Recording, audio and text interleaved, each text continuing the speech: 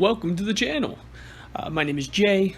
I really love stories, and so this channel is to review them. It can be movies, books, TV, so thank you for joining me. Please like and subscribe if you end up deciding you want to support me.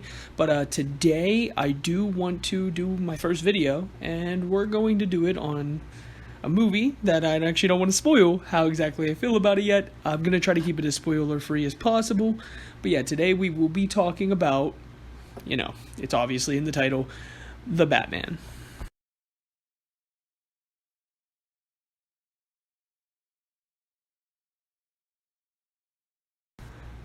To start off, The Batman is a 2022 movie directed by Matt Reeves, the guy who directed two of the Planet of the Apes movies.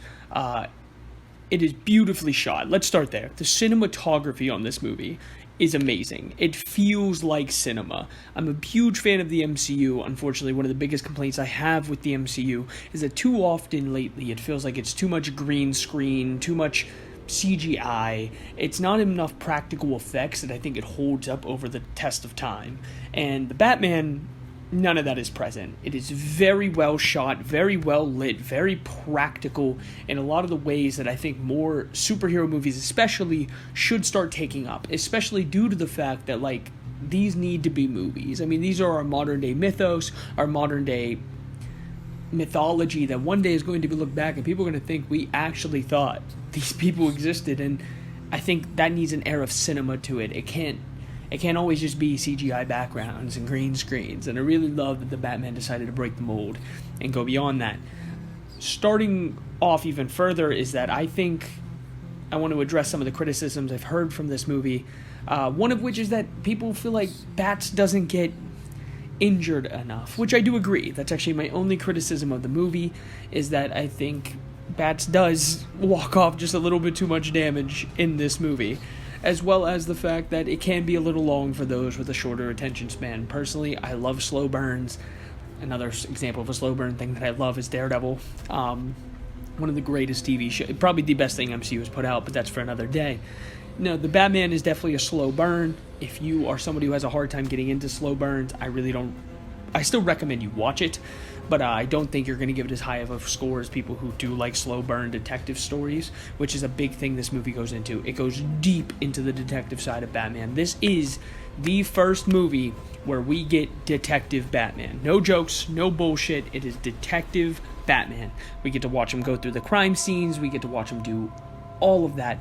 I've heard people say there's not much humor in this movie. I completely disagree. It's just very dry humor, very dark even in certain aspects, but I still think it's there. And all of it is with love to the character. There's literally a point where he says, "No guns," and somebody's like, "That's your thing." This is very much a detective Batman story that knows and cares about the character of Batman. Speaking of which, let's talk about the man, Robert Pattinson. I think he absolutely killed it. A lot of people have been saying he's too edgy as Bruce Wayne, where I would argue the themes of the movie actually support that. This isn't supposed to be Playboy Bruce Wayne. This is supposed to be, I am too involved in being Batman to worry about my life as Bruce Wayne. I think that's a big thing people miss out from the comics because they're used to God mode Batman that has everything and does everything. It's so amazing, and I think this movie does a very smart move of steering away from that.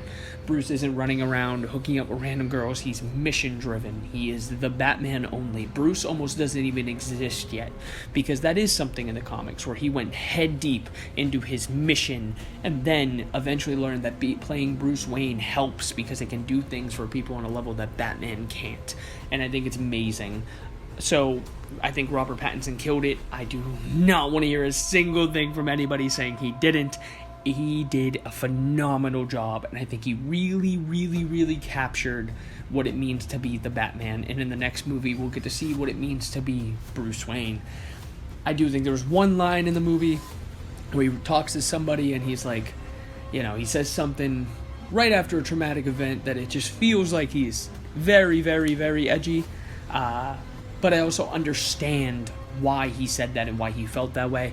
But it is the one moment where I was like, okay, I wish we would have dialed the dialogue back a little bit on that. But other than that, he is phenomenal, and especially from the acting side of things, he kills it. They also use him very well for just exploring the character of the Batman and the overall theme, which is that vengeance isn't the answer. Hope is, which I think is absolutely incredible. Going further into it, Zoe Kravitz as Catwoman. I've heard some people say they don't really see the chemistry. I disagree to an extent. I can see where people get that. However, she is getting her own show, and I will discuss her more when she does get her own show. I think she does fantastic as Catwoman, for what it's worth. I think it's one of the better interpretations. I don't think she quite lives up to the Selina Kyle of the Batman movies back in the 80s and 90s. However, I do think I prefer this. I definitely prefer this version of her, personally. I do not think she's as objectively good, but I definitely prefer this version. She does capture some of that teasing, little playful side of like curiosity that comes from the comics, where she's curious about Batman. There is one line in here that I wasn't a huge fan of, where she's like, "You must be privileged under that mask." For a minute, and not exactly like that, I'm paraphrasing, but other than that, I think they did a lot with her, but I think they were trying to leave enough to do in the show, so that's why I don't think she's as on point here as she is going to be in her own show. Going on to some of the villains in the movie, obviously everybody knows the Penguin's in it. He does not look like himself. They did amazing work to make him look so much unlike himself that it is incredible that that actor is the Penguin, okay? It's mind-blowing to think they actually did that. The amount of makeup and practical effects on him are absolutely incredible. I love it. He also brings such a nice little air of like, kind of almost like over the top to it. Not as much as Danny DeVito did, but definitely a little over the top, which helps, balance out the mood a little bit during a 3-hour run. I've heard a lot of criticisms for the chase scene, which they are chasing down the Penguin, where people are like, well, he could have just stopped and he could have came back and did it later. And it's like, not really, because there's a serial killer on the loose, and Penguin has very important information about who that next target is. It's not really like you could just wait to like hopefully catch him like 6 hours later. Like, in that time, the serial killer could have potentially killed another person. So it is a do it right now kind of scenario, which, speaking of the chase scene, absolutely incredible. I'm not going to spoil anything that has to do with that. Experience it for yourself, and then come on back and leave a comment letting me know how you felt about it, what your ideas on it were, and all of that. As for the main villain, the Riddler, this movie did the Riddler justice. I've always wanted to see a Riddler that feels intimidating, that feels just so over the top incredible, and this movie did that. This movie blew me away with how much I enjoyed the Riddler. Don't get me wrong, I love Jim Carrey, and I love Jim Carrey's Riddler, but I just don't think it struck the intimidating chord that the Riddler always could. I mean, he's the Riddler, man. I mean, the idea of like a serial killer leaving behind riddles, obviously very inspired by the Zodiac Killer. And that is just so fascinating that they created a version of the Riddler that could hypothetically exist in real life.